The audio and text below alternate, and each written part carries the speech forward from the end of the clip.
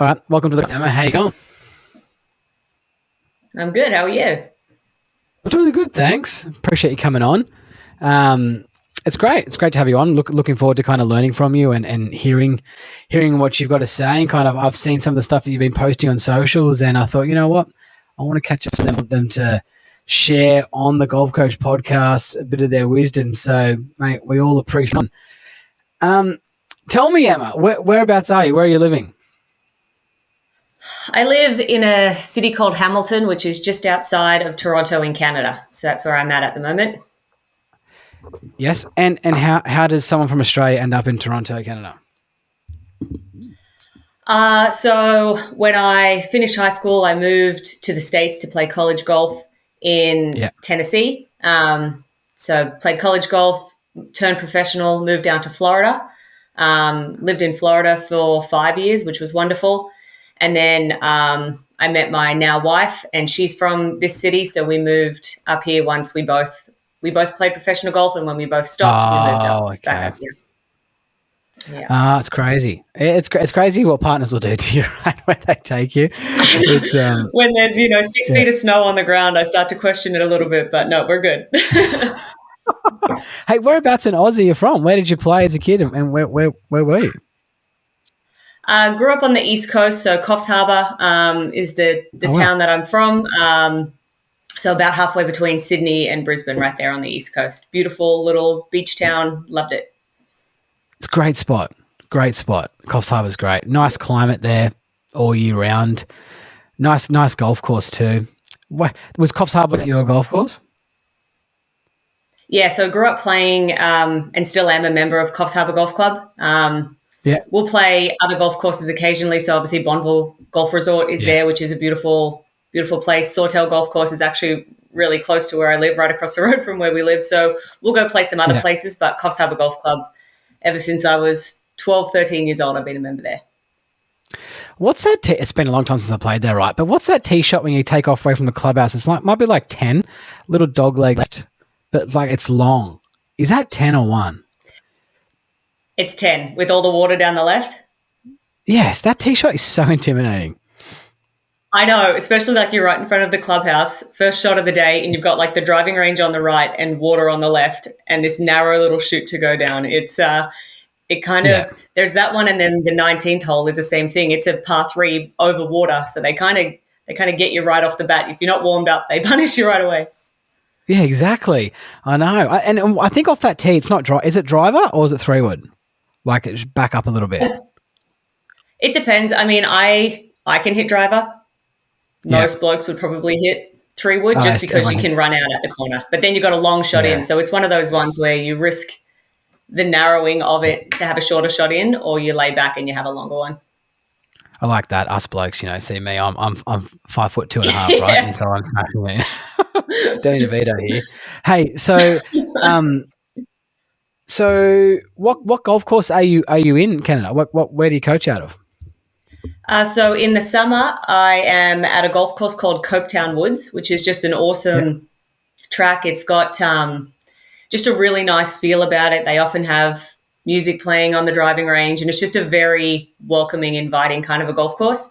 And then in the winter, because obviously things shut down, things get very cold. So then there's a couple of indoor golf places that I teach at. So one is called the Virtual Golf Club, and then the other one is called Burloak Indoor Golf, where I teach out of. And it's crazy here. I think obviously because the climate dictates it, but there's so many of these awesome indoor golf places. So, 13 TrackMan bays, a short game area, just, restaurant, bar, all these things. So it's actually sometimes nice to have a change of pace from being outside on the driving range all the time, to move inside, have the technology again, kind of be more climate controlled and help people work on more of the technical aspects over the winter.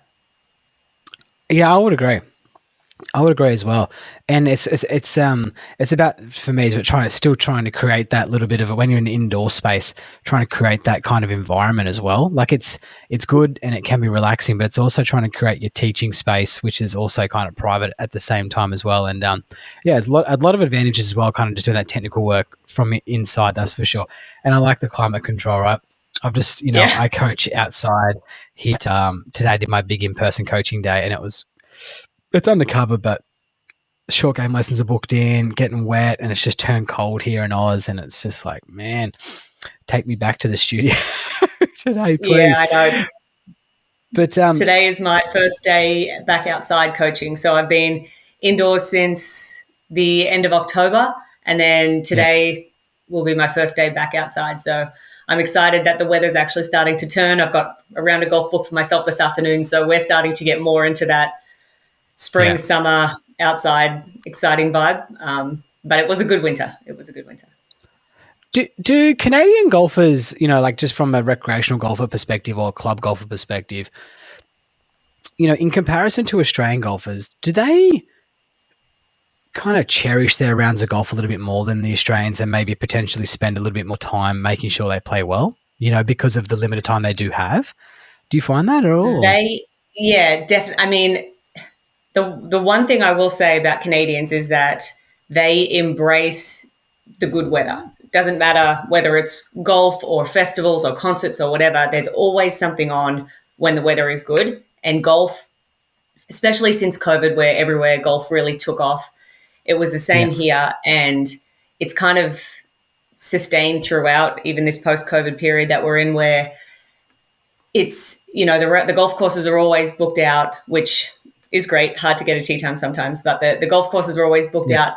People will play in rain, in wind. I think they're a little bit less picky about the weather, whereas, in Oz, where you can kind of, depending on where you are, pick and choose between every day of the year, they're a Yeah. little bit less of a fair weathered golf community up here, I'd say.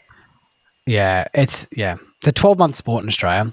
And you Yeah. don't have that off season. So a lot of all my students in the Northern Hemisphere, working online are all coming outside now and, spending a lot of time trying to get their interaction with the grass under control and Yeah. their wedge control and their speed control. So all that type of stuff now is happening from technical work and kind of moving into just seeing the flight, feeling the grass, distance control stuff with the wedges and the chip, trying to fast track that as much as possible to get back on. Yeah.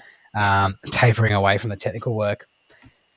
Before we get into some other questions, right, I want to ask you, Nelly Corder, how hot is she going?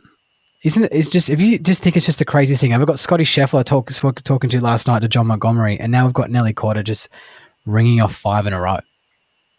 I know. I think it's so good for women's golf. I think that having a superstar in any sport. I mean, women's golf, there's so much to showcase, and unfortunately, there's just not the dollars and the production value behind it. Where even when you watch it on television, there's so few cameras out there that you're often just seeing the same group. So you're seeing a lot of walking to the tee shots and a lot of pre-shot routine. They're not cutting to all these different groups like you see on the PGA Tour. So sometimes, it can be a hard product to get people into watching. So when you have a superstar like Nelly, who is personable and marketable and doing incredible things, it's such a huge boost for the game. And then to have someone like Scotty going on his run simultaneously to someone like Nelly going on her run, the sport of golf is in such a good place with that. And then even, the Live tournament in Adelaide was a huge success. There's so much buzz around golf right now that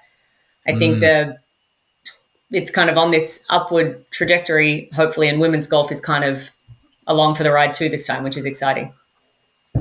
I haven't I used to watch golf, I never missed anything. I was just 24/7 watching golf. But it's when you have kids and you kind of lose the TV in the mornings and you just kind of get golf. And I haven't been on social media actually since being back. I haven't been on social media for a couple of months now. So I haven't been able to kind of watch a lot. Do you watch a lot of the women's game? And what do you think has led to Nelly's success over the last 5 tournaments? What's going on? So I watch a good amount of golf. The women's golf is not, it's televised, but it's not televised as much as the men's golf. So over here, I can wake up in the morning at 8 a.m. and I can start straight away watching the featured groups, and I can watch that all the way through until 1 or 2 p.m. when the main feed comes on, and then I can watch that all the way through to 7 p.m. So I can pretty much not miss a single thing PGA Tour wise.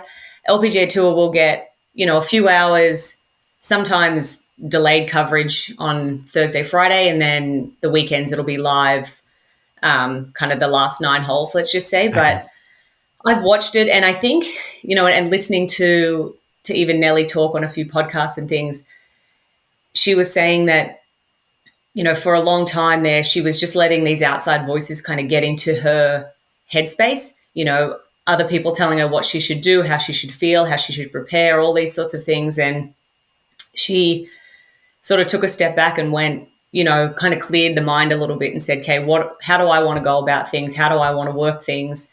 And even, she used to travel a lot with her sister Jess. Now her sister Jess is on maternity leave. She's just had a baby. So she's got to be a little bit more independent, which sometimes helps you thrive a little bit more too. So I think just a change in the headspace overall, coupled with some of that, independence, having to go out there and tackle things a little bit more on your own, sometimes can build you as well as a person and a golfer. Because it's clear she's had all the tools, right? And I remember an interview a long time ago. I'm going to say it was with Jordan Spieth when he was at the top, and they were talking about Dustin Johnson. It must have been before that. But anyway, someone said, when Dustin Johnson learns to wedge it, he was a player, he'll be unbeatable. And then he went on that hot run, right? Like a hot run.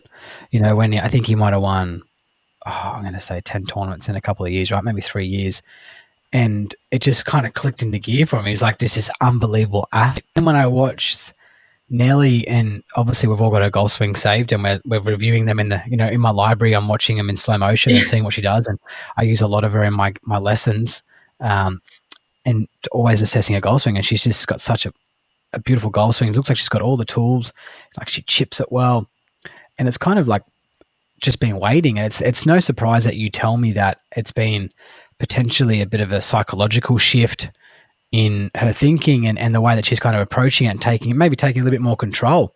Because I think a lot of people, a lot of these players really underestimate themselves and rely too much on other people. You know what I mean? Like when you hear the interactions between coaches and how Tiger talked, and Tiger was clearly the boss and said what was going on.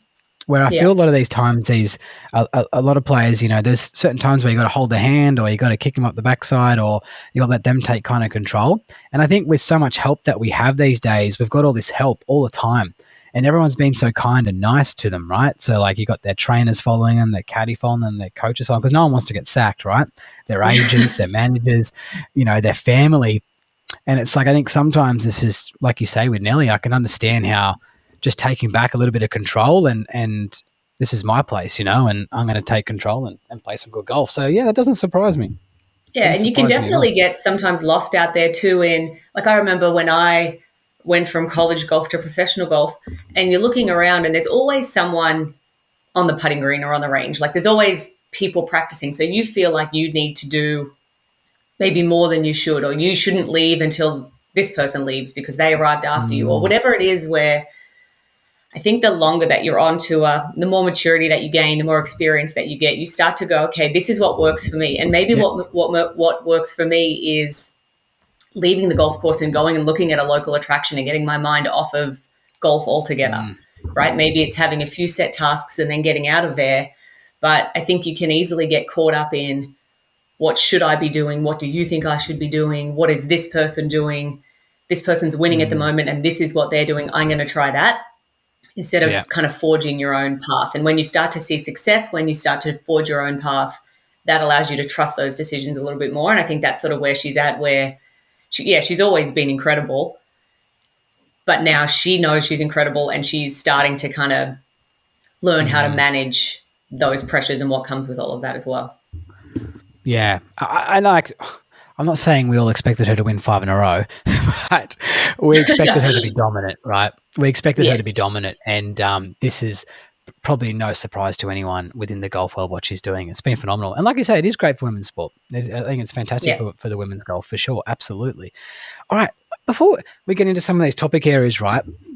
And like I say on this podcast, I ask a lot of the guests what we're going to talk about, what would you like to talk about, because I think what it does is it brings out a bit of passion and a bit of knowledge about what that person really wants to kind of share out there, and share from them as a golf coach, or a a player or who they might be or whatever their perspective is. I've got, Mark Ball coming up who's in 3D. So obviously we're going to talk all 3D, right?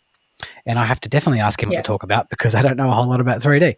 So tell me, before I dive in, I asked you, right, and you've gone down the technical route, which I like. I love talking technique stuff, right? And I love catching up with like my good buddy Alex Moore or Jay Kelly and, Stevie G, and we just talk technique because there's lots of components to the golf game. I Mr. John Montgomery on last night, who's performance based, and he'll talk a lot about performance stuff. And I'm deep down, I've got hundreds of books, and I love the technical side of the golf swing as well. So enough about me. Tell me about you, right? So like, what type of coach are you, and are you fascinated with learning about technique, or how do you treat your players, and which way do you kind of go about it? I personally am fascinated about learning, all there is to know about the golf swing, and it can be completely overwhelming because just when you think you've got it, there's more information. There's so much information out there now that I think it's important to learn as much as you can, but then at the same time not lose sight of what the golf swing is. It's obviously a set of really complex movements, but you can simplify it a lot for the average golfer. And my client base is predominantly, call it 10 handicaps to beginner golfers. So I'm trying to get the information across to them as simply as I can. And my big thing is using kind of more so movements that we do in our everyday life that can help turn on that light bulb a little bit. I've found, and I've tried different ways, and different people learn differently. But, if I start talking the specifics of how to use the ground or the specifics of how to use your wrists or all these sort of things, sometimes people can just get lost.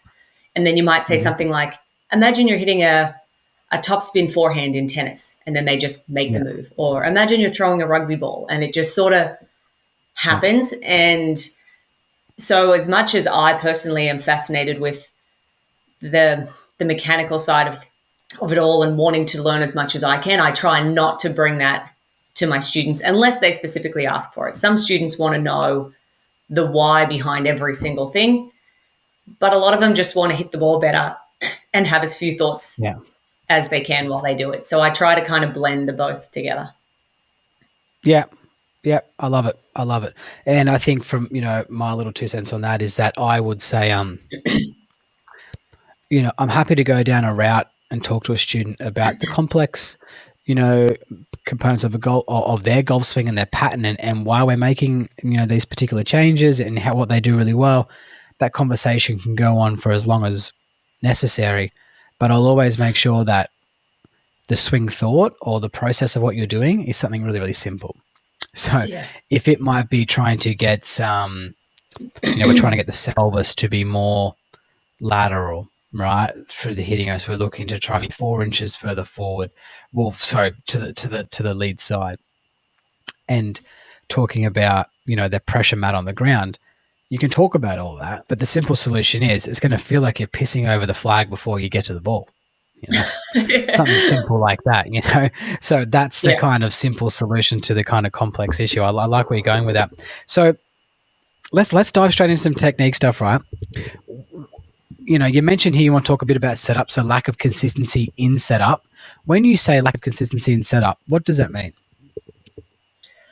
So I think because there's so much stuff out there now, people are watching so many videos on Instagram, YouTube, whatever, and the information is great, but often the little things are forgotten by the average golfer. So am I aligned correctly? Are my shoulders square? Has my grip gradually gotten weaker or stronger over time?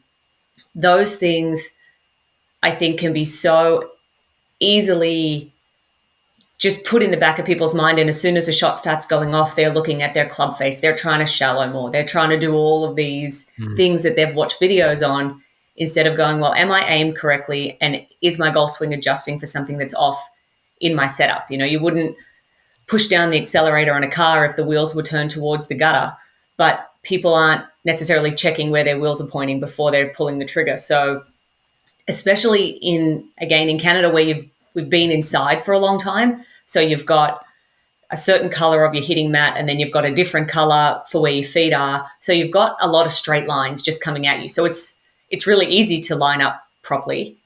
And then you go outside and you've got nothing, and you haven't worked on alignment because there's not really an opportunity to. And then, things maybe aren't translating as well on the golf course as they were indoors. And you start searching for these swing things again, where let's make sure, there's a reason that Scotty Scheffler still uses one of those, what you'd probably give a beginner golfer to make sure that their grip is correct every time he practices, just to make sure that there's not silly little things that, our bodies feel different every day. We wake up and we're sore and stiff, and maybe our right shoulder's sitting more forward today because we slept funny or whatever. And all of those things start to affect how you swing the golf club. But they're the easiest, lowest hanging fruit to look at before you start going into the weeds of what's going on with the golf swing itself. So I think giving a little bit more time and attention on the driving range to practicing your alignment, to making sure that those key things are good, can really accelerate your progress. Yeah, I like it, and I would agree, because if I have discussions with my tour players on how we're going to, shape the ball through their chest alignment just at setup position.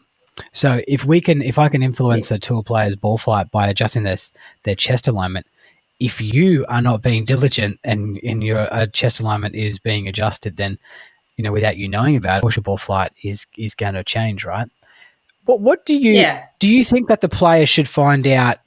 Like, because when we talk about alignment, right, and setup, there's so many alignments, right? So many things we could be looking at. Do you think the player probably should find out the weakness part of their setup position that they might find with their alignment? Because I know I've got mine. And then what do you mean, like? So for me, right, my lower body face is more closed and my chest is more open all the time. But I feel like I'm square, right? And it affects my swing direction a lot. So that's my weakness. So I'll know that when I'm looking at my alignment, people probably think it's this, if the recreational golfer are listening, they're probably thinking you're talking about feet, but it's not just feet, right? You're talking about, the grip, forearm alignment, shoulder alignment, chest, eyes, neck. It's all there, right? Do you have a weakness in your setup? For me, it's thinking that I need to close my shoulders more. Like, I went through a period where my shoulders were open. So I was like, okay, they have to feel closed, and this is to your point there. Then eventually they're probably going to get too closed, because that feeling is going to become, normal at some point. But I'm still searching for the feeling of closed. And then gradually those things start to creep off. For me, the big one I find with amateur golfers is, as the ball position changes, so as they, get into the driver, the shoulders just naturally become open. So now you've got maybe feet, as a right-handed golfer, you've got feet pointing to the right, you've got shoulders pointing to the left.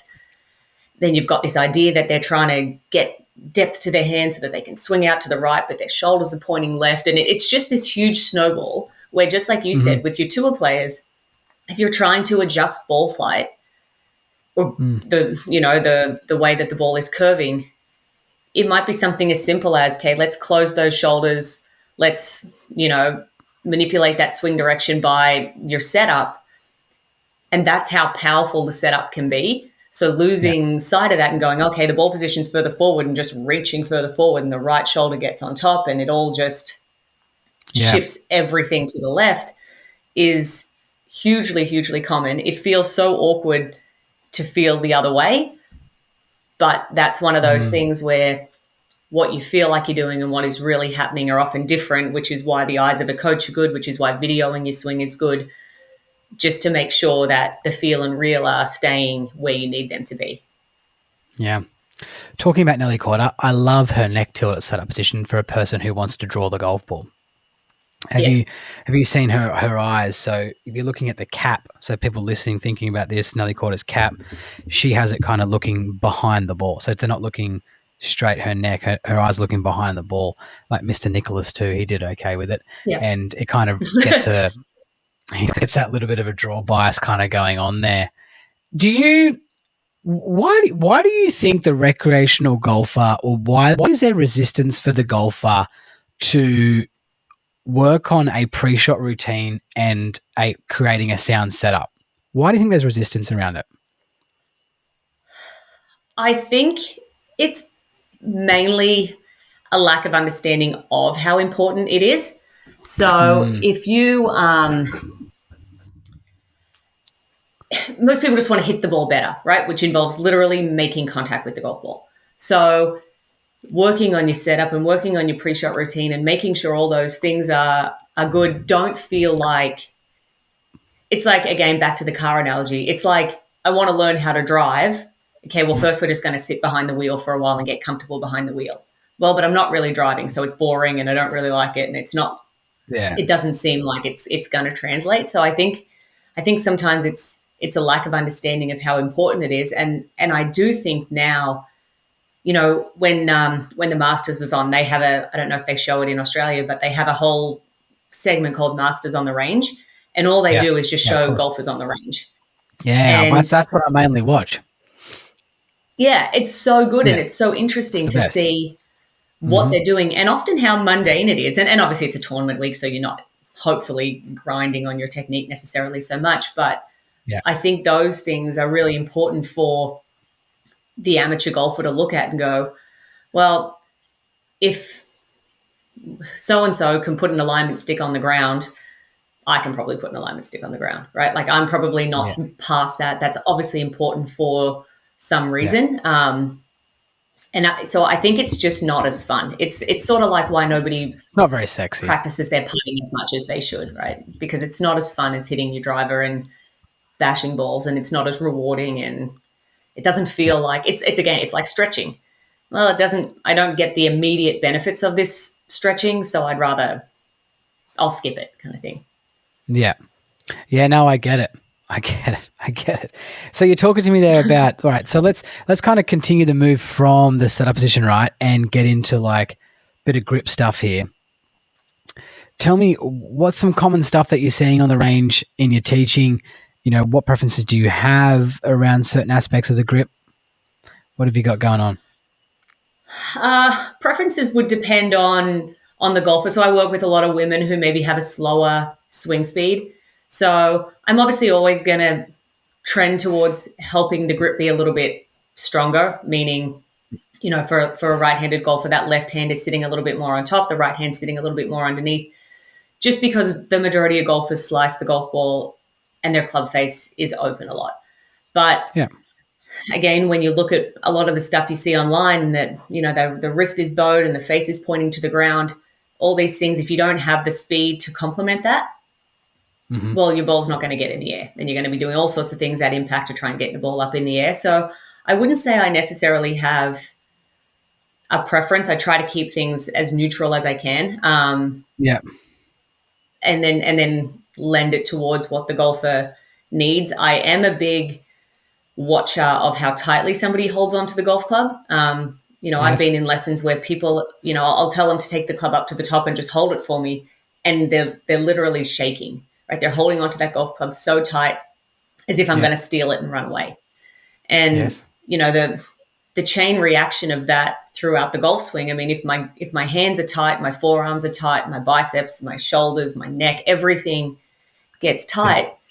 And as to what I said earlier, where I try to relate it maybe to something that people have done more often, if you have to throw a ball as far as you can, but I make you tense every muscle in your body and hold the ball as tight as you can, it's probably not going to go very far.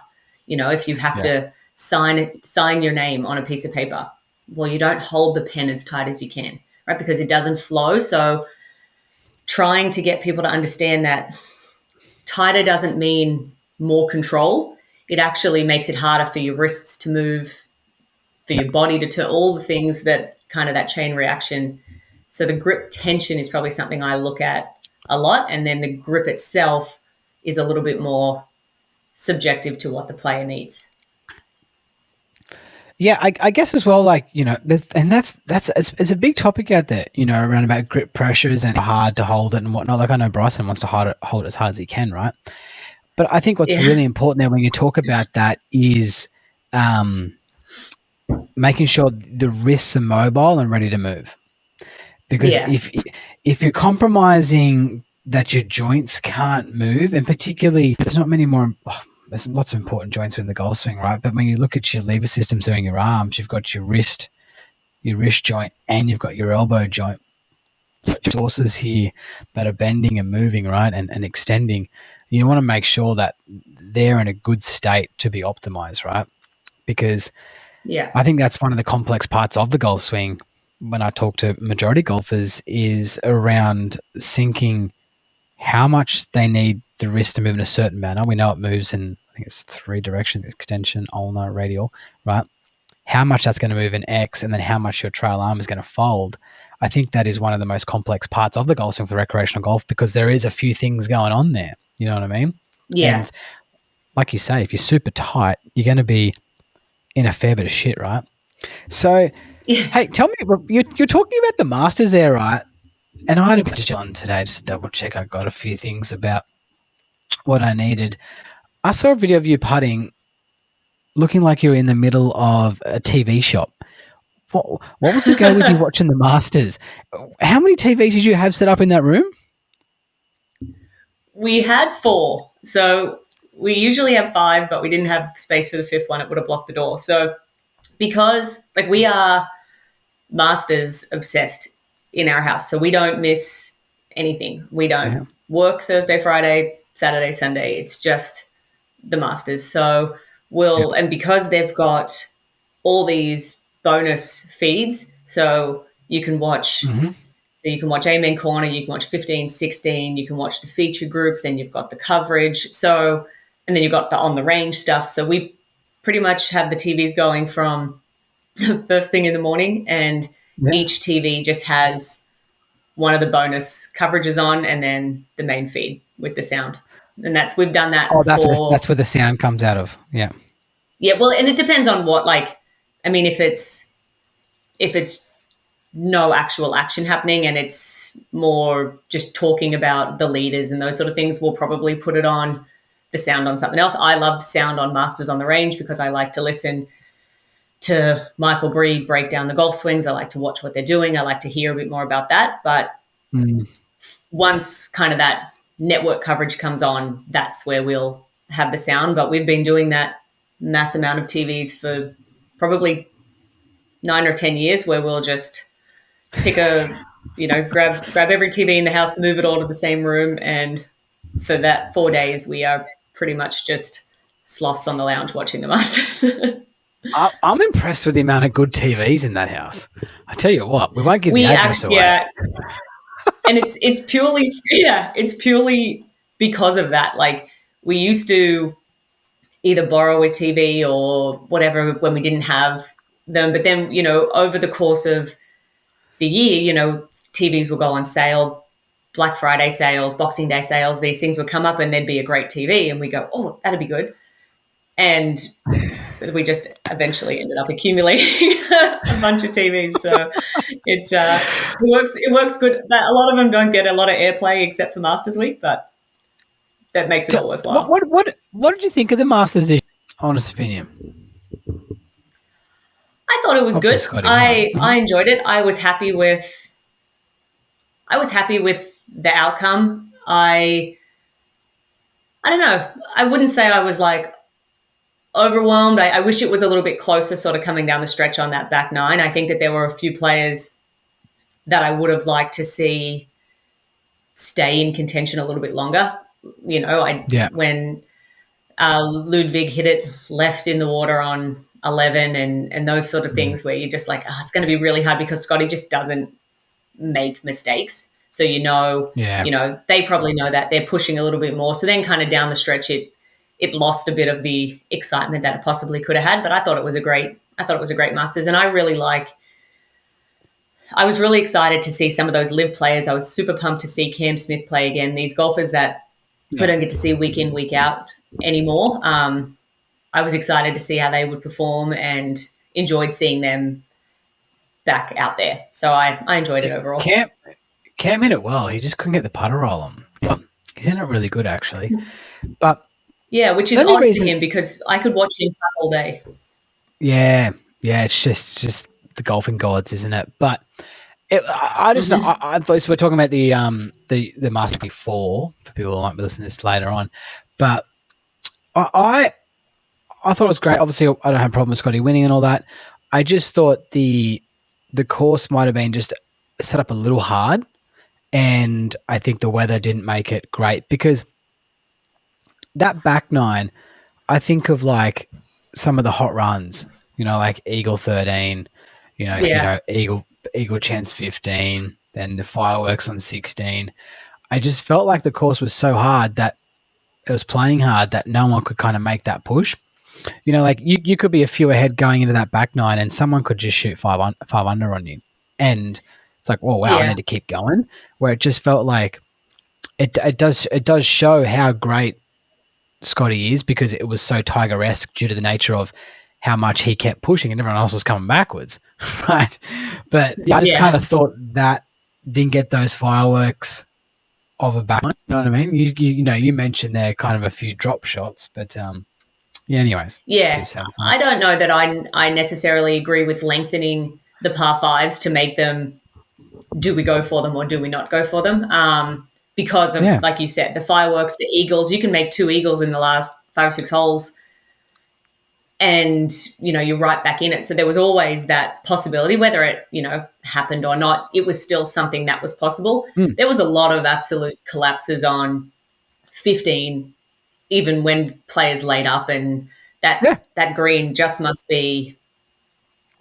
I mean, did you? I don't know if you saw Jordan Spieth's 9 on that hole where he was No. long with the green, then he chipped it in the water, then he chose to go back on the other side, hit it where he was before. Like, it was just an absolute catastrophe. And so that hole, I think the risk reward of laying up and going for it was still sort of there. But was it 13 around the corner Mm-hmm. where they lengthened that, and most players were just pumping 3-wood to the corner, laying up and hitting on. It lost that spark of Yeah, a Mickelson out of the pine straw or whatever. Like, yeah. I those get it. iconic moments weren't there. Especially, it was also quite cold the first couple of days, so Yes. the ball wasn't going anywhere. It was like a billion-mile-an-hour wind, so it was more of a grind than it was a how low can you go. Yeah. What do you? So did Spieth have a big blowout hole? God, he's had a couple of those at the Masters. I know. Yeah, this one was. I was watching it and I was like, oh no, oh no. It just kept going from bad to worse, and he looked just like an average amateur golfer, just trying to get the ball in the hole by the end of it. A quick 9, and he was done. I think the scars at Augusta are real because you Yeah, can have a blowout hole on, like, say, 16 in the US Open, but you might not see that course again. yeah, But next year, you're there again, right? And the scars are yeah. And there. I wonder though. I wonder with that too if the Masters is so big, and the reason we set up all those TVs is because the golf course, so you know what to expect. You Yeah. know where you might see players fall apart. It's exciting because you have a really intricate knowledge of the golf course itself. Whereas Yeah. because they don't go to the same golf courses, I mean, for majors year in and year out, I don't know. I Yeah. mean, don't get me wrong, we watch all of the majors, but we wouldn't do that whole TV setup for all of them just because if Yeah. I'm watching players on holes 15, 16 of a golf course that I don't really know, well, I don't know what those holes are. So I sometimes Yeah. I wonder get if, you. if all of the majors were always played at the same golf course, if it would elevate the viewing experience a little bit, and those scar tissues, kind of like what you said, stay fresher in the golfer's mind, which is awful for them, but Yeah. interesting as a viewer. I think the PGA could be taken on side with America, but I probably lose my American guests there that listen to this, my podcast. It, there's three majors in America. You got the Masters, US Open, and the PGA, and you got the one in the UK.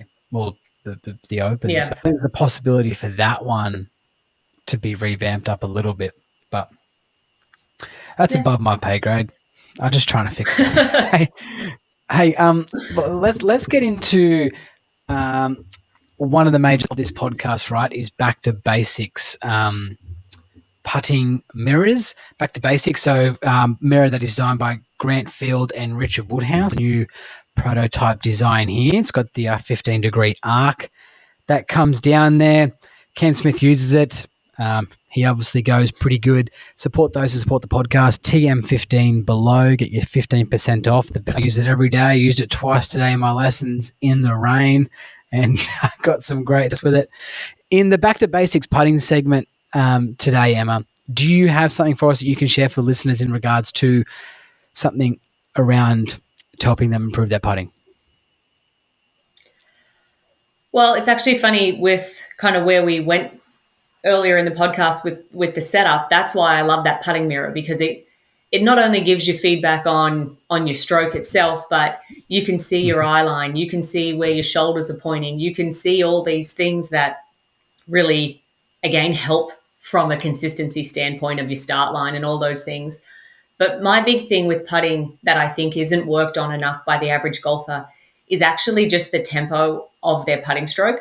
So I'm a big proponent of, and like for me personally, I feel my putting stroke a little bit more with my body than my arms. I feel specifically in my left rib cage for some reason. That's sort of where I feel that I putt from, just because my hands aren't maybe as reliable under pressure as just feeling that particular feeling in my rib cage. But it also helps me work on the consistency of my tempo. So if you can roll, go onto the putting green, work on your setup, and then just throw 4 or 5 balls down, hit the first one a miscellaneous distance, and it doesn't matter how far it goes, but try and hit the next 3 or 4 balls the same distance. It doesn't sound particularly challenging, but it's interesting, and I think a lot of golfers would be surprised at how hard it is. And building that consistency in your tempo really helps you, because again, you might be going and playing different golf courses every other day, seeing what tee times are available, and you're going to different golf courses, different green speeds. And it's a lot easier for your brain to calibrate how far back and through how hard to hit the putt if you're coming at your putting stroke from a consistent tempo each time. When you throw a ball underhand, it's not like sometimes you do it really fast and sometimes you do it slow. The back and forth of that throw is pretty consistent for most people, regardless of how far they have to throw the ball. Whereas putting, you can see a short back and a big through really quickly, and then a big back and a short through deceleration. And I think working on that, kind of tick-tock feel helps take your putting onto the golf course and helps your brain calibrate your distances better. And therefore, that low-hanging fruit of 3 putts from 30 feet, that's a far easier way to shave shots off your game than going and trying to hit your driver, increase your swing speed or whatever. So for me, consistent setup and then consistent tempo. Interesting. And thank you there for talking about the mirror. The guys at Back to Basics will be stoked for that, especially Nick. Tell me about tempo there. I'm interested to hear what strategies should a player put in place, or coaches can put in place, to help someone with their tempo? For me personally, when I was starting, when I was playing on tour, when I was practicing, I used a metronome, just an app on my phone with my headphones in, just to kind of calibrate the tempo of my stroke back and forth. Something really simple that I'll use for a lot of my students is simply picking, whether it's, the number 1, 2, or a 2-syllable word or something like that, and saying, the first syllable on the way back and the second syllable on the way through. And you just start to develop a little bit more of a rhythm. I see the word podcast above your head. So if we use podcast as an example, if we're pod on the way back and cast on the way through, it's a lot kind of easier. You get out of technical thoughts of thinking about your stroke and all of these things, but you also, your brain can start to go, well, I think I said that word a lot faster this time than I did the time before. And it starts to become a little bit more repeatable. So that's just a simple, like, you could take that onto the golf course today and use it kind of a hack. And then again, working on that before you go out on the golf course. I would say doing those tempo drills, the first thing you do when you get on the putting green before you go and play, would be far more useful than dropping a ball 3 feet away from the hole and putting it in without any real purpose behind it. Did you have the metronome set? Do you remember what beat you had it set to, or do you like having it set to? No, I don't remember anymore. No, I don't remember anymore. I have a couple of numbers that I like to use. Well, one, it's crazy the number, but 69, right? I know it's just seems obnoxious, right? But that's the and when you talk about that, and I love that you mentioned that because it's so feel based when you say like podcast, and I'll even say like I had one of my students come visit me a while ago. We're online, we work a lot together. He's going to go to college, and we're like we're just going straight to the putting green, right? And I'm just kind of like tick tock. And I'm like, no, you're TikTok. TikTok. He's like, Yeah. I was like, let me go get my phone. I'll get the metronome out because it's like, and it's difficult to like when you start to feel it, isn't it? You can feel it like I said that too fast or too slow. I'm so glad Yeah. that another golf coach has said that because I feel that as well. So, setup, yes, absolutely right. And then what I like about that is that you've got two components there. One, you've kind of got the science of using a mirror here and helping yourself get nice and square and aligned well. And then you've got something in there which is kind of more the art, which is allowing you to try and get your feel and your distance control in there. And you've nailed the both of them together there. So, mate, Yeah. I appreciate you dropping that into the Back to Basics party segment there. Like I said to everyone, link is below. Support those who support the podcast. TM15, get your 15% off. And thanks to everyone who does buy them. Honestly, I get all the emails that do come through and they keep wanting to support the podcast. So you guys keep doing that and we'll keep having sponsors for the podcast. And I appreciate you all. Alrighty. So let's dive back into some more topics, right? And one here, I know that a lot of golfers are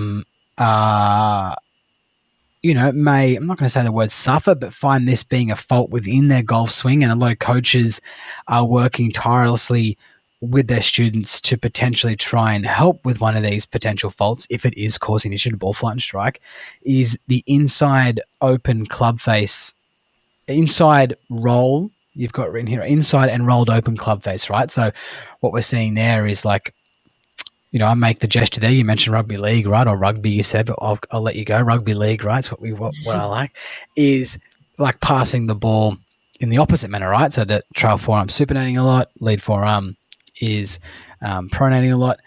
Tell me some stuff that you got there under that inside and rolled open club face. What would you like to talk about?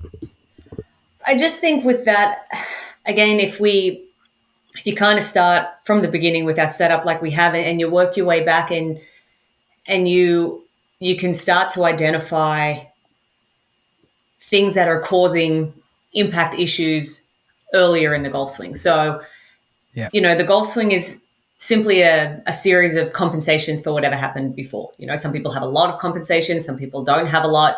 It's not necessarily a good or a bad thing. You're just trying to work with where the club is in space. And something I find really common, and I think it stems from this idea that, we have to rotate, we have to turn in the backswing. And when you turn in the backswing and you just let the golf club kind of come with you, it generally gets sucked inside. And the club face tends to roll open for a lot of people. And then the counter to that is, as you get the golf club up to the top, sure, some people can reroute it back down and stay, from the inside, but you're compensating, you're compromising your pivot in that sense. A lot of other golfers, the golf club will roll inside and then just through sheer momentum, it'll then come over the top on the way down.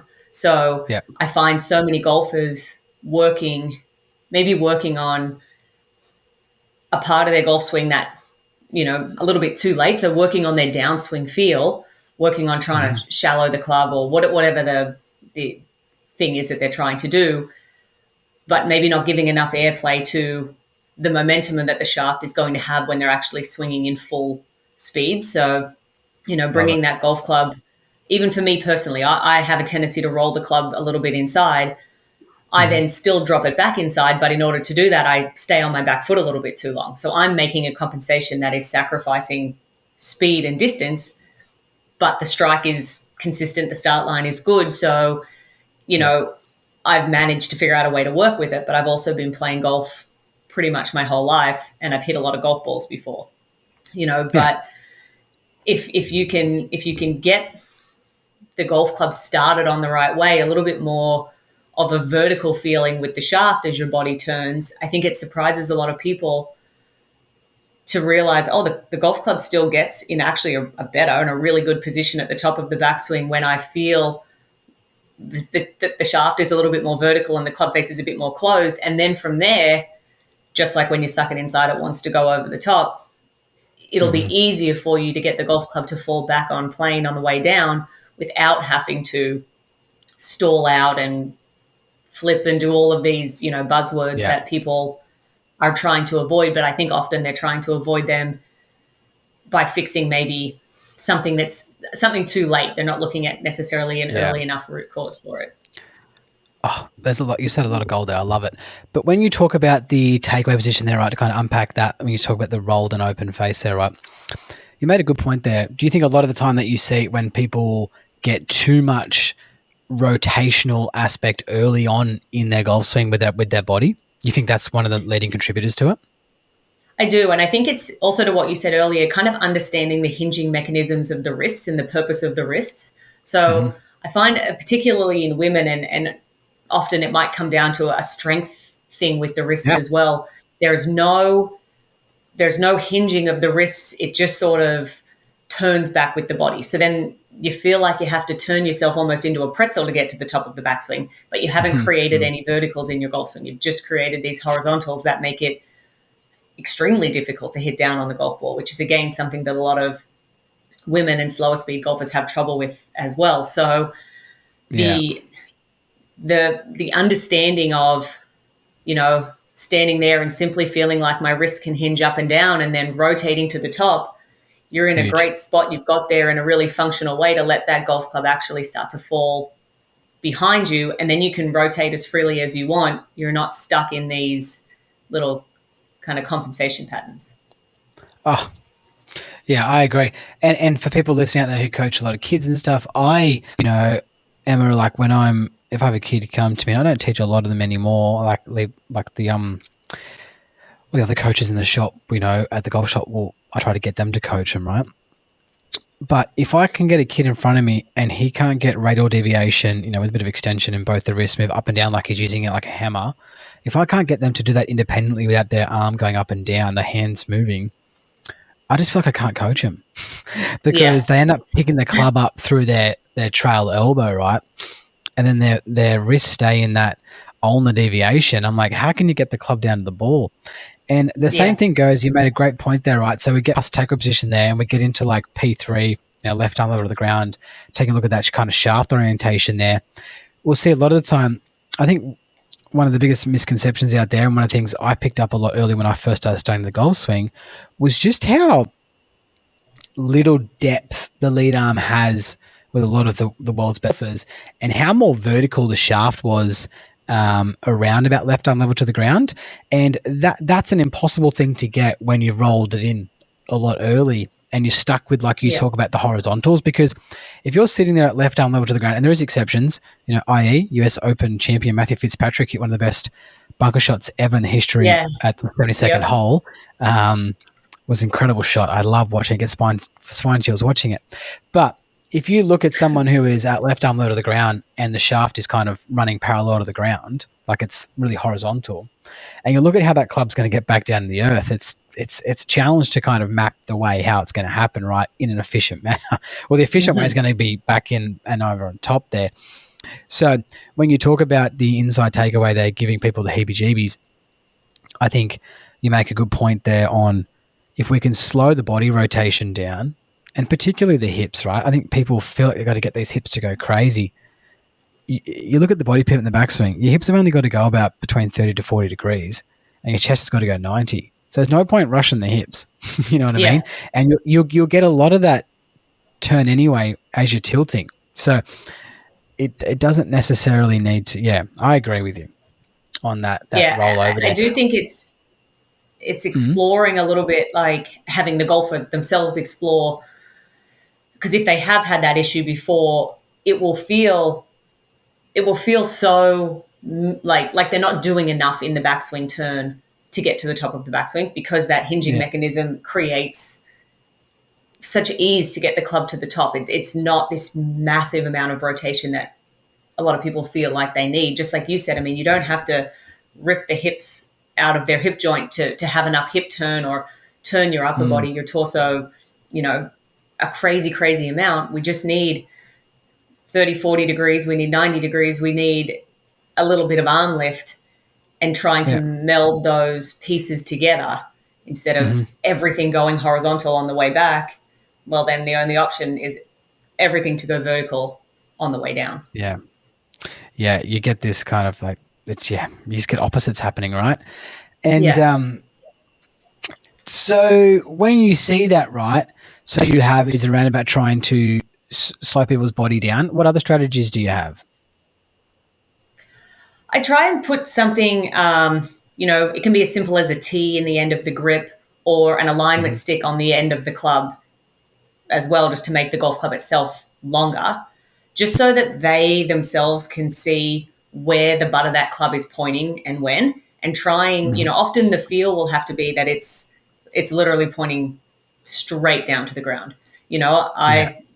I would like to see, at that left arm parallel to the ground, that the shaft is, maybe if I drew a line down the shaft, it's pointing pretty well at the golf ball. I'd be Yeah. fine for it to be a little bit more vertical, but most people, they'll Yeah. notice if they draw that line, it's way closer to horizontal than it is to vertical. But Yeah. having that extension on the shaft, I think, will often allow the golfer to see, oh wow, okay, this is where I normally am, Hmm. this is kind of where I need to be. And in addition to that, then if we kind of get that shaft vertical and take it up to the top with the alignment stick, say, coming out of the end of the shaft, well, now they can start to realize if they get steep from there, they're going to hit themselves with the alignment stick. If they kind of let Mm. that club fall a bit more behind them, well, now they can freely rotate through the golf ball without stabbing themselves with the alignment stick per se. So Yeah. it Yeah. it kind of brings a little bit more awareness to where the club is pointing. And I also love just literally getting a golfer to hold the club with their, again, as a right-handed golfer, their left hand, which is usually their physically weaker hand. And it's Yeah. really hard to hold a golf club horizontal to the ground with just your left hand, but it's really easy to hold it vertically straight up and down. So doing some Yeah. takeaways, trying to get that golf club to feel as light as possible, Hmm. again, kind of helps reiterate that feel of, okay, God, I need to get it here, thumbs up, thumbs pointing more to the sky feeling Yeah. than thumbs pointing behind me. But really I slow like it. motion rehearsals, the tedious work where it takes a while to get it in full speed, because as soon as you do it full speed, the body turns more, the club comes more inside. So it's really just trying to understand the mechanics of maybe the arms and the wrists independently, and then melding the Yeah. body in with it.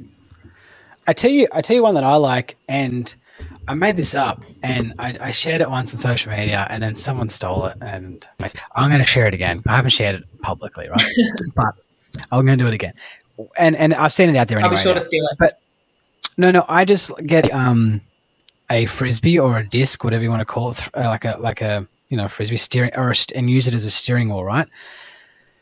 Yeah. What are they called in America? What are those? What are they called in America? A disc or something? A frisbee? A frisbee that we throw. Yeah. They've got Yeah. a they've A got a different frisbee. name over there. Anyways, I hold the Well, they frisbee out have in front disc of me. golf, which is like frisbee golf. That's probably what I'm thinking of. But we hold the frisbee out in front of you like a steering wheel, right? And if you turn that really, really far to the right hand side, right, I'm getting a lot of forearm roll and I'm getting flat shoulders, Yeah. right? So I'm getting flat shoulders, forearm roll, and I'm getting to left arm level to the ground and the shaft's flat, right? Where I can get them to get the body and the arms good by going left with the steering wheel Yeah. that way. And I saw you making that move, which reminded me because I saw the left shoulder you kept tilting under as you're making that move. So I can get the left shoulder to go under as I'm kind of turning that steering wheel. That's getting the shaft more vertical and the body tilting correctly. That's a good one. It's a good little one for people trying to get that body and the arms in.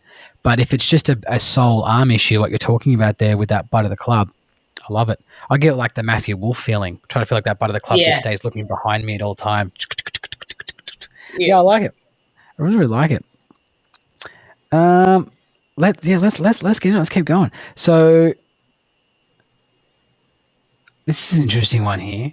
You've kind of got sequencing. What especially out there, people listening to here. How do you summarize sequencing?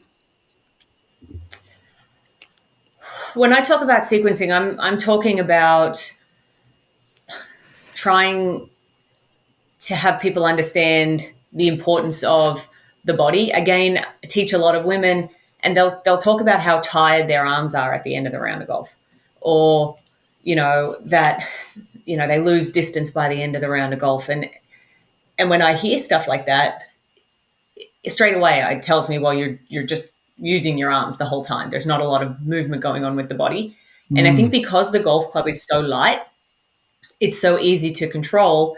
And because we're trying to, quote unquote, hit the golf ball, our brain goes, okay, well, the easiest way to hit this golf ball is maybe to move less pieces and just chop down with my arms.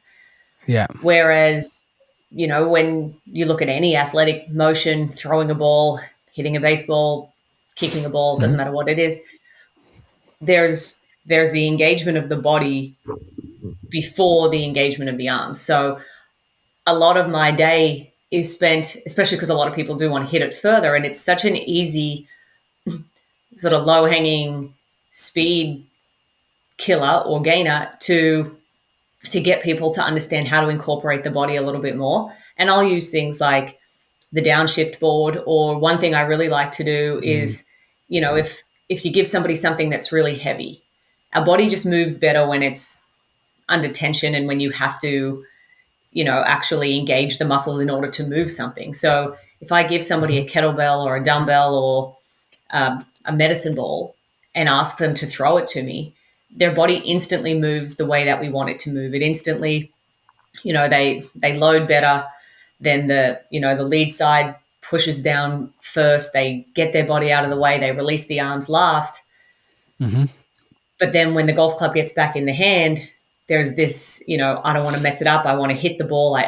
And when you're trying to learn to incorporate the body when you haven't incorporated it much before, the strike isn't going to be good instantly. It's going to have to take, it's going to take some reps to get the timing right, to understand what's moving and when it's moving, and to trust the fact that you don't have to control every piece of what is happening. So when I talk about sequencing, I'm really just trying to, again, use movements that aren't swinging the golf club right away to try and build a bit of rhythm and a bit of tempo and that understanding. Okay, now can we start to incorporate it into your golf swing? Maybe we're going to pause at the top and then you have to feel like that body is moving first. But just to try and get the athleticism back, because especially if you learn golf later in life, the body certainly doesn't want to do a lot of the movements that we're doing here. But you watch a young kid try and hit anything, and the lower body goes first. They get into their lead side, they turn the hips and they whack this thing. So instinctively we know how to move. It's sometimes the brain shuts off because we try to control it all a bit too much. Oh, yeah. Yep. I agree. And when you talk about picking up the sport later as well, for I get a beginner golfer, woman or male, and they pick up the sport later on and they haven't got a sporting background. That's such a challenge, one. Very and number two, yeah. And when we talk about age, and I stand by this theory, right? Because I like to go to the gym, I like to train, and I like to hang out, at the gym. It's like a cool place to hang out. And I've got lots of cool older friends that hang out there too, right? They're like in their 60s and they're getting around like Spider-Man. And one thing I say, right, is the longer someone hasn't done anything athletic for a while, it's not age, it's just you haven't done anything athletic for a while. Like, so people say, oh, I'm in my 30s now. I was like, because you haven't done anything athletic since you were 16. You know what I mean? I'm in my 40s now. Well, now it's been 24 years. I'm in my 50s. Well, now it's been 34 years. Yeah. So just make sure you just keep bloody moving. And then when you want to take something up when you're later on down the track, you'll get it nailed, right? And I watch my little 2-year-old now. You should see him, Emma. He's got this little, like my 4-year-old kind of picks it up and chops at it like a bit of wood. And my 2-year-old grabs a club, kind of engages his lead arm with the outside of his, like your putting stroke, right? Outside of his rib cage, and just has this little pivot, goes pow, pow. And you can't stand in front of him because you'll get hit, it hurts. I go, oh God, just naturally, instinctively has done it. But anyways, I'm getting off track there, right? But what you're talking there about, especially particularly for a lot of coaches that listen to this about coaching women, and what I've noticed is you get into the psyche of it a lot, and you have these, try and go into the deeper conversations with the women golfers, and there's so much more fear around their performance when playing with their friends or with their husbands. Why is that? Why do you think women carry that kind of burden? I think golf is such a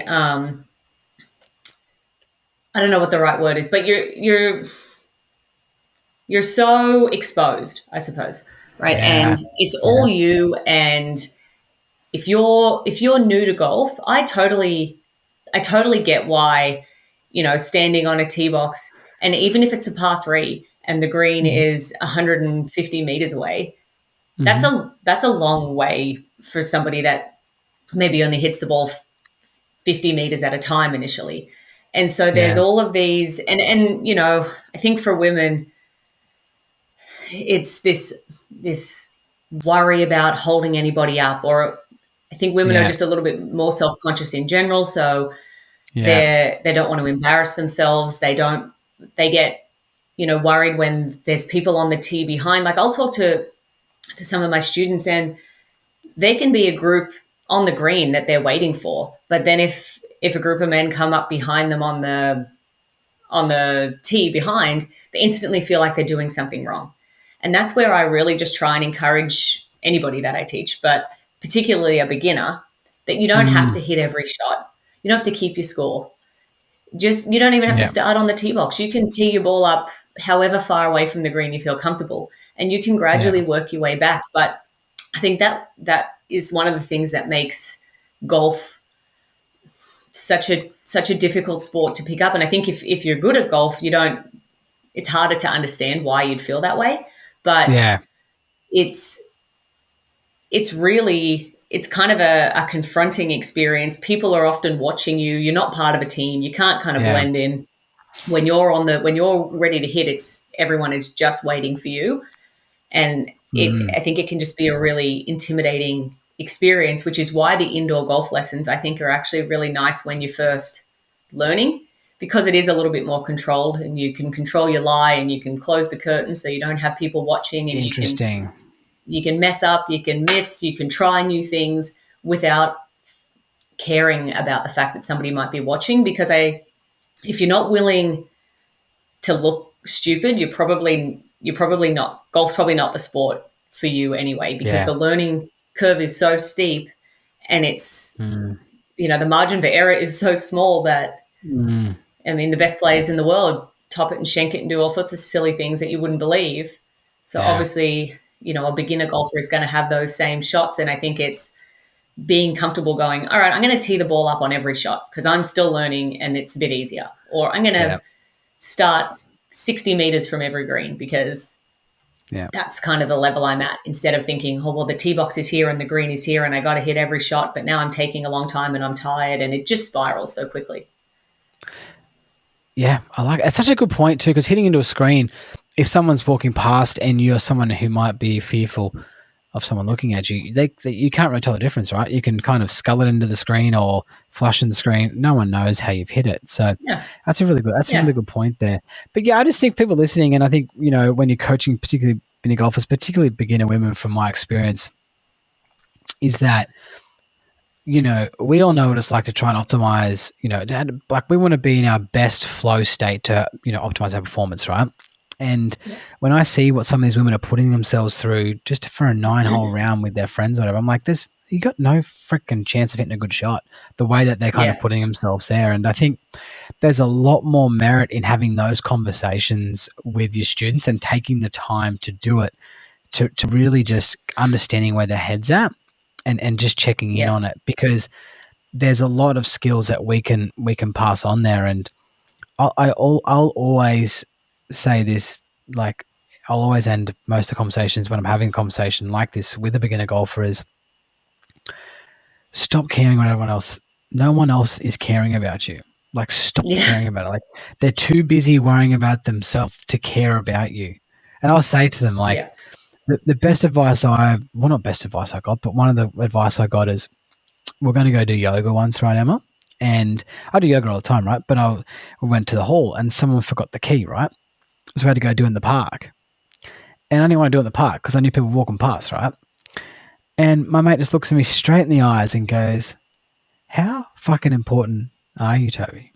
And I said, "Not very." And he goes, "You're not that fucking important." He goes, "No one cares about you. Just go, let's come do yoga in the park." And I just thought, that's really cool. I was like, Yeah. at first I started my session going, fuck you. But he was just so true, right?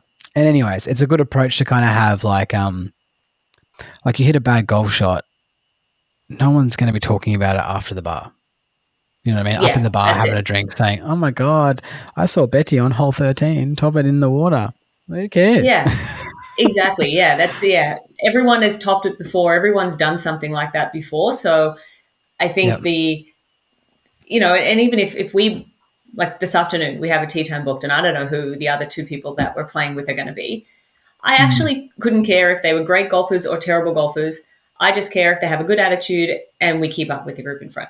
Yeah. That to me is my perfect playing partner. You can shoot Yeah. 150, but if you can shoot 150, like my dad, God bless him, he's not great, but he can shoot 100 faster than most people can go out and shoot 70 because he just Interesting. goes and finds it and he does his thing and he walks up the tree line and you meet him on the green and he's got a great attitude and Yeah. he's fun to play with. Mm. And that's to me, I try to instill that in my clients. It's more important that you're a positive person on the golf course and we're keeping up. If everybody can do that, Yeah. then, we're in a good place. Yeah. No, yeah, I couldn't agree more. Hey, I'm going to pick just one more here before I ask you a bunch of questions, right? And you got something here, right, which I think is going to be great because I think I've got something to share on it as well. So trying to self-diagnose their issue, often starting with post-impact without, oh no, you often starting with post-impact, right? So when you talk about here, right, trying to self-diagnose their issue, so someone self-diagnosing the root cause or trying to fix themselves, you obviously got, a little bit of passion around that, maybe some frustrations around people doing that. Do you want to kind of share a little bit on that? I think again, it comes back to understanding and the fact that there is tons of content out there, Mm-hmm. which, and the person might be right in the direction that they're going. I've got a slice or I've got a whatever, but often they'll look at a particular part of their golf swing. For example, it's usually the post impact chicken wing is one that you get all Yeah. the time, and somebody will come into the lesson tee and their club path will be negative whatever 10, and they're Yeah. hitting a big slice, and they'll say, "I just want to fix my chicken wing." And they'll Yeah. have looked up and be doing all these drills that they might have seen online about, holding your left elbow in and turning or whatever, the throwing a ball out to the right, whatever the feel is, but they're trying to fix that particular visual issue Mm-hmm. without understanding or realizing that like nobody has, Adam Scott doesn't come down on a beautifully perfect plane and then just have a chicken wing. Like nobody just does Yes. that when everything's going really well. That happens Yeah. because something before it is out of line, Mm-hmm. or maybe it's impact and they see that their hands are back at impact and they're trying to get all this, forward shuffling because they've read that that's what they should have. Mm-hmm. Well, maybe their hands look like that because the club face was so open that they're trying to close it really late or Yeah. whatever. There's usually, if you don't like the look of something at impact or post impact, it Mm-hmm. didn't just appear out of nowhere. It appeared as a compensation for something that's happened before. Yeah. And that's Yeah. another one of those conversations that I'll have a lot with people, especially people that do watch a lot of YouTube or Instagram or whatever, Yeah. is you have to understand that the golf swing it might only take 2 seconds or less than 2 seconds, but it's a whole series or sequence of events that lead you to impact into your finish. Yeah. And every one of those, it's sort of like if you're following a map, but you keep turning on a wrong street and it keeps rerouting because it wants to get you to the right destination, which is the golf ball or the finish of your golf swing. But Yeah. it's maybe not getting there the most efficient way. So it has to continue to reroute. And that's why you look like that Yeah. versus, okay, let's fix the root cause, whatever that root cause might be for the particular golfer, And you'll Hmm. notice that those other things, those visual things that you hate, they'll clean themselves up when you do these parts better. Yeah. Yeah. It's interesting. I was kind of thinking a lot when you're, well, not thinking a lot, sorry, but when you're talking about these things just don't come from nowhere, right? And it kind of got me thinking about when someone complains to me that they're, might be overweight and trying to lose weight. I'm like, well, it didn't come from lack of exercise. It came from you probably putting too much calories in your mouth. You know what I mean? And, when Yeah. you talk about the root cause there, I think a lot of us, especially in today's society, right, we've got a headache. Let's take a Panadol. Why don't we work out why we got the headache? You know what I mean? Before we did make this Yeah. a kind of being a bit of a habit. So it's kind of the two things that popped in my head when you were talking there, right? Just a crazy brain that I've got. But I really like that a lot, because we do see like a lot of stuff on how to fix your chicken wing, and a good friend of mine, for instance, Kerrod Gray, right, and he shoots lots of YouTube videos, right, and I'm doing it. We're doing another half a dozen in a few weeks' time, and I'll always put forward the idea that I want to talk about. I'll do like 3 reasons why that's happening, Yeah. or and it's always ones I do with him, like 3 reasons you could be hitting it fat, or 3 reasons you're doing this, to try and offer a little bit of insight into where it's coming, because I haven't posted anything on my social media account. You still go follow at TM Golf _ if you like. I will be getting back on there since coming back from my break, but I posted some stuff, and I was getting questions because I have a lot of subscribers, right, who I teach online, and they're like, "Oh, Toby, I saw you posted this on, let's just call it, P3 position, right? Wrist angles around, 109 degrees. Like, should I work on that?" And I got asked by about 6 of my students, and I was like, no. Like, yes, it would be nice for you to potentially do that, but all of you, I don't want you to do it, because I've got other shit I want you to do, where I want you to Yeah. focus your attention. Like, we've only got our cup of 100% that I call it. It's very important that we don't fill it up with stuff that doesn't need to be filled up in there. So that's where I'm kind of struggling with myself with social media, is that posting something, yes, it could be ideal where I do want someone to be, but I don't want most people doing it, because I Yeah. want you to be working on what you should be working on, your root cause. So that's kind of where my brain's going about filling up my soul about posting on social media because of it. So, but that's interesting. What do you think there, right? And when you talk about, understanding and finding the root cause, and then obviously you at the same time, when you find the root cause, you generally get flow on effects, because you said that, that player might have X wrong, and that creates Y wrong, Z wrong, A and B, C wrong in their golf swing. And then you do have kind of a flow on effect there. Do you think it's okay for the golfer, once they've come and seen Emma for a golf lesson, and they find the root cause is, but then they can do a bit of YouTubing around that root cause and learn a little bit more around it? Are you okay with that?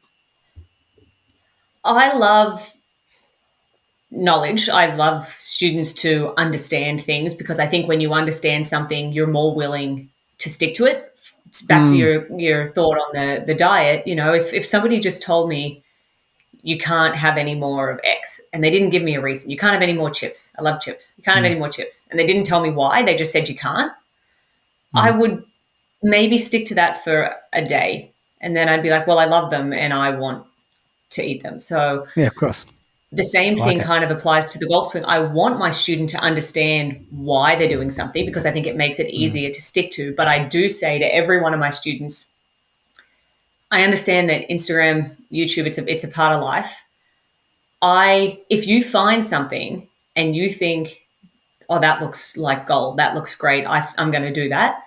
You have to send it to me first, because either it's something maybe I haven't seen. I don't know everything. Maybe I haven't seen that, and that would be great. mm, Or I can tell you why maybe that's not the best path for you right now. And then again, we're still building that understanding. So I mean, yeah.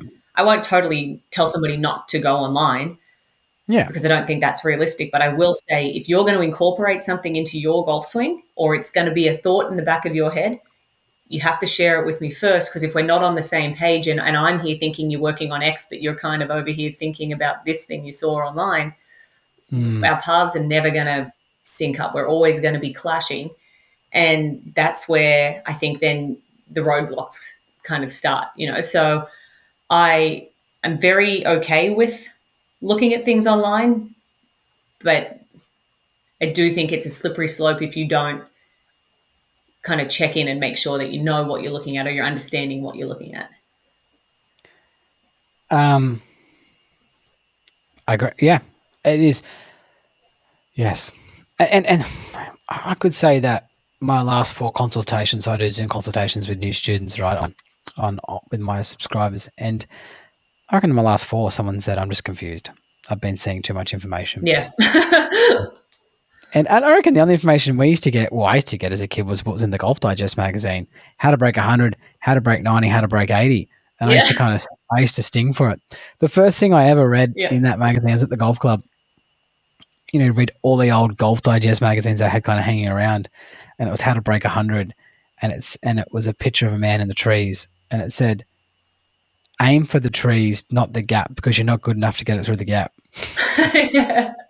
How to break 100 in a Golf Digest magazine, and I was like, That's incredible. I'll take that on board. All right, let's do some throwaway questions to finish off on. Right, let's. I end up taking too long on these, but you're going to help me here, right? Your favorite takeaway food? Pizza. What type? Love pizza. So not just any pizza, like not just like a Domino's pizza or anything. It has to be like a wood-fired, either like a margarita pizza. Love a good margarita pizza. Or there's a couple of really good pizza places in Hamilton. One particularly called Cowabunga, which makes this awesome, it's called garlicky greens pizza, which is just to die for. So it has to be like a good quality pizza. We don't order a ton of takeaway food. So usually if we do, it's one of those 2 pizza options, or a good old Thai food or something like that. But pizza would be my first choice of takeaway. Pizza every Friday night in our house. It just happens every Friday night. Oh yeah. And my wife likes it. She doesn't have to cook. And my kids, every time I pick them up from school, "Daddy, is it Friday?" Okay, no, it's not yet. They don't know the day. So, is it pizza night? All right. The best advice you've ever received? So quote that I love and I think about all the time is, "Worrying does not take away tomorrow's troubles. It takes away today's peace." So I think it's really easy to sit here today and worry about something that's going to happen tomorrow when you have no idea. I used to do it a lot when I played tournament golf. I'd get so anxious and worried about the round of golf that was coming up tomorrow. I'd start to overthink it. And the overthinking was, now in hindsight, was my way of trying to control something, feeling like I was doing something about it. If I'm thinking about it, worrying about it, at least, I'm sort of in that headspace. But instead of that, I just didn't enjoy today, and I was still worried tomorrow. You can be worried about tomorrow if it's going to be a worrying experience, but trying to stay a little bit more in the present day, kind of, what am I doing now? Here I'm doing this podcast. I'm trying to, be more immersed in what I'm doing at the moment and not worrying about something that is going to potentially happen tomorrow. I mean, if I was worried about this podcast for a week and then this morning something came up for you and you cancelled it, I've just spent a week worrying for something that didn't end up happening. So trying to be a little bit more in the present with that. I like it. Can you repeat that? Can you repeat it again? What was the saying? Worrying does not take away tomorrow's troubles. It takes away today's peace. I love it. It's kind of, I've been told, being depressed is worrying about the past, and being anxious is worrying about the future. Just think about now. Yeah. Okay. The most embarrassing thing that's ever happened to you. Do you have anything for me? Yeah, it was like a long time. I was playing junior golf, the Jack Newton Junior Golf Foundation, and I don't remember the golf course, but I was over my shot and all of a sudden realized that there were like hundreds of ants crawling up my pants, and I literally had to undress on the golf course to get the ants out of my pants. Literal ants in your pants on the golf course. I was probably like 15, and it was one of those things where you just wouldn't read about it. It was so embarrassing at the time, and has never happened again, and I'm more conscious of what I'm stepping on now. That would be embarrassing. Do you know, when I was in high school, I got a tick in the nether region in school, and I had to go to the... Just unlucky. Wrong place at the wrong time. And the nurse had to help me with that. She's like, got the tweezers, like, no, give me those. I'll do it myself. Yeah, I don't need to. All right, give me the big sliding doors moment in your life. Was there a situation where that something happened that changed everything for you? Yeah, I think the decision to go to play college golf in America was huge. You know, back then, Mm, 2006, it wasn't. I mean, people had done it before, but it wasn't as common as it is now. I'd never been to the States before. I didn't really know what I was in for. And it would have been way easier to stay at home. I'd been accepted into Newcastle University. I was fine to do that and then just do golf on the yeah. side. And that was the safe option. And taking that risk to go over to the States and where it led me into, you know, my professional career, into my marriage, into where I live now, all those things where Mm, your life can just go one or two different ways. You know, had I stayed home, none of this would have, you know, probably eventuated. So it's interesting to think back on, because I was really close to not going, because it was just a scary thing to do. mm, But you know, my mum said, worst case, you hate it and you can come home, and that kind of love always that. stuck with me. That if you don't try, how will you ever know? I love that. I love that. It's amazing. And it's just the flow on effect that's happened from that one decision, right? Not even just golf related, like Yeah, what's happened in your personal life is fantastic.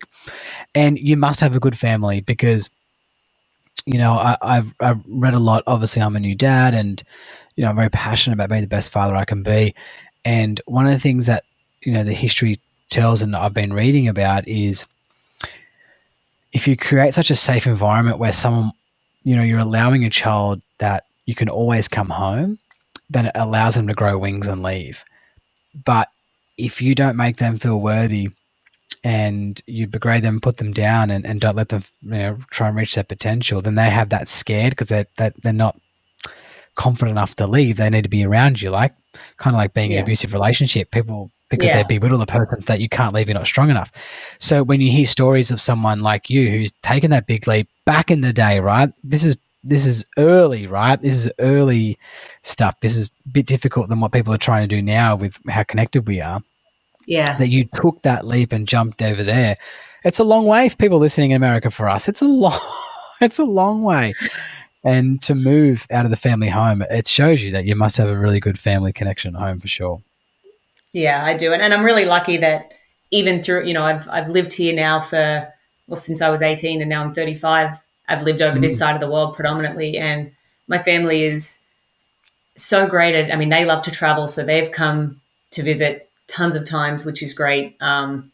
They're yeah, always, you know, and now it's a lot easier. FaceTime, all that stuff. We talk every day, yeah, which makes it, you know, whether I that's lived cool. in Toronto or whether I lived in Melbourne, it'd be the same idea now because technology is so good. It's just obviously the distance to get home is just a little bit longer. But I'm Yeah. really lucky to have their support. They've been amazing. So you born in 1988? It was What year? What month? July. July. That's crazy. I was born in Were you 88. born in I'm 30. 1988? I'm Okay. 35 too. Yeah, it's crazy. You know what's crazy? For a couple of Jack Newton Junior golf events back in the day. I was probably playing behind. I was probably standing behind you when you had ants in your pants. Probably, probably were. It's I'm glad it bananas wasn't a how it core memory for works. you. I wasn't a very good junior golfer. I picked up the sport quite late, so I'm not the junior scene much at all, and being a lot out of Sydney, so I didn't get much of a chance. All right, last question. Yeah. You can be any athlete in the world. I've changed it, right? But you can tell me, because I sent it to you. Any athlete in the world, golf or non-golf. I've taken the golf out because everyone's just saying Scotty Scheffler or Nelly Corder, right? Which golfer would you be, and which non-golfer would you be? Any athlete in the world. So I actually didn't pick either of them. I almost picked them, Oh, but for golfer, I picked Tiger just simply because mm-hmm. I would just be really interested to know how much pain he is actually in and playing through. I just think it would Interesting. be, you know, you hear about it all the time, and obviously I just love to hit a golf ball that flush and see it fly like that. But Yes. I think it would be really interesting to feel what his body is actually feeling and see Mm, what he's really going through. So that was sort of my push to go with Tiger. And then interesting. non golf wise, I actually went really random here, but I chose either like Kelly Slater or Wayne Yes. Gretzky, which are two sports, Wow. surfing and ice hockey, that I have no idea how to do. Yes. I will never probably learn how to do. So I just thought that would be so interesting. I feel like it must be such a buzz to be surfing a huge wave, and it's something I will never experience. Yep. And something like ice hockey, where granted, I was watching ice hockey at the time that I chose the answer. So that Yes. probably skewed my decision a little bit. But watching them Yeah. skate so powerfully, absolutely smashing into one another, the intricacies of what they're doing with the puck and the stick, I think is all fascinating. And just something that if I didn't jump into one of these athletes' bodies, I wouldn't ever know how that feels, because I'm like Bambi on ice when I try and ice skate. So I'm a long way away Yeah. from that. Mate, my friend Andreas Carly, he just loves ice skating now. Well, his kids are into it, right? So Oh, Andreas Carly yeah? over there in Denmark, yeah, it's always into, right? Well, not always into, sorry, but he spends a lot of time because his kids are doing it. So, yeah, no, it's super. It's like any sport, right? Once you get to kind of know a little bit more about to what's going on, there's a lot more going on. Yeah. You know, people think there's not much happening in golf, right? But once you get into the Yeah. Then details they and you try actually it and learn, they're like, oh my God. Yeah. yeah, there's a lot actually going on. Emma, do you do any online coaching? Sorry, I don't know if you do.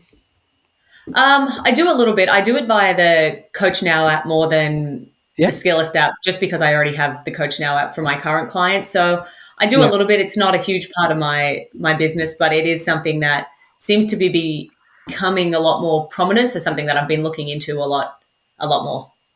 Oh, great. So people can catch you on the Coach Now app? Yeah, I mean, easiest way to get to me is through my Instagram at Emma de Groot Yeah. Golf. I'm super active on there. So if anybody has Yes. any questions in terms of coaching, swing questions, whatever it is, that's the easiest way to reach me. Great. I'll put a link below. So that's this have find Emma and everyone can get you down there below. You Perfect. like you like doing Instagram? You're obviously quite good at it. I think it's just when I started doing it, it was more a way, it really pushed me to learn more about the golf swing. When I Mm. came from a playing background, I just knew a lot about my own golf swing, but not necessarily about the golf swing in general, how to fix other people's golf swings. So Mhm. when I decided to start putting out these videos, it kind of forced me to study more, which was important. Yeah. And then it also helped my delivery to students. You know, if I'm there recording a video on how to do something, Mm. it really helps my delivery. And when I watch it back, I see whether I'm rambling or whether I'm getting to the point nice and quickly or whatever. So it's Yeah. helped a lot with that. And then it's just a huge marketing tool for me. People follow my Instagram. I've got a lot of in-person clients through my Instagram. It leads to things like these podcasts and collaborations Yeah. with, you know, the Back to Basics putting board or the Downshift board or the Golf Forever trainer, things like that, that companies that I work with that Yeah. have been, you know, they love the social media following, and I'm able to kind of put some posts out there as well. That's cool. Good. And you know you're doing a good job. I see your stuff on there and I was like, you know what, this person knows what they're talking about. And that's why I wanted to kind of get you on. And I'll be honest, I do a bit of scrolling. I don't follow that many people anymore. I've unfollowed a lot of people, but there's a lot of people on there, people listening here, they actually don't know what they're talking about. And it's still a lot of it out there. A lot of it out there.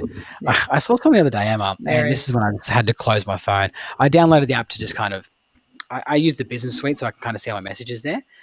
So I don't have to go on the app. But I downloaded the day to kind of send a few messages out. I've got like Martin Chuck's coming on the podcast and like Jeff Ritter's coming on. And I saw a post. A coach who's got a lot of a following was telling someone to get to the top of the backswing and to make sure they have 90% of weight on their right foot top of the backswing. And I was just like, that's so far wrong. You know, you're looking for around about, 52, 53 Yeah, lead side. You know, you want to be pretty even. And I'm going, man, how's this person telling this? And I was just like, God damn it. You know? I think that's again kind of to what you said earlier. Things get lost in translation where maybe they're talking to that person because they had 90% of their weight on their lead side and they have to feel a different way. Or maybe they actually think that there is no Oh, transition before the top of the backswing. I don't know. But that's they had no idea exactly what I was where talking things about. get so lost in translation online that, you know, and that's if I ever post anything and people aren't sure, I'm more than happy to answer messages and questions and help Yeah. people, you know, understand whether or not it relates to their swing. No, But no, yeah, I get it. I get it. that's a rough one there. I know. I just saw it. No, it was a person doing it. They had all the writing on it, and the whole fucking give me the finger Oh, fucking point. the hinge. Yeah. Oh, shut up. Anyways, that's me rambling on. It's getting late here. It's 10:41 p.m. So please excuse me for my rambling on. Anyone listening there, Emma, you've been fantastic. Put the links down below. Thank you so much for your time and coming on the Golf Coach podcast. Such early time. No problem at all. It was my pleasure. It was great to chat. Thanks, Em.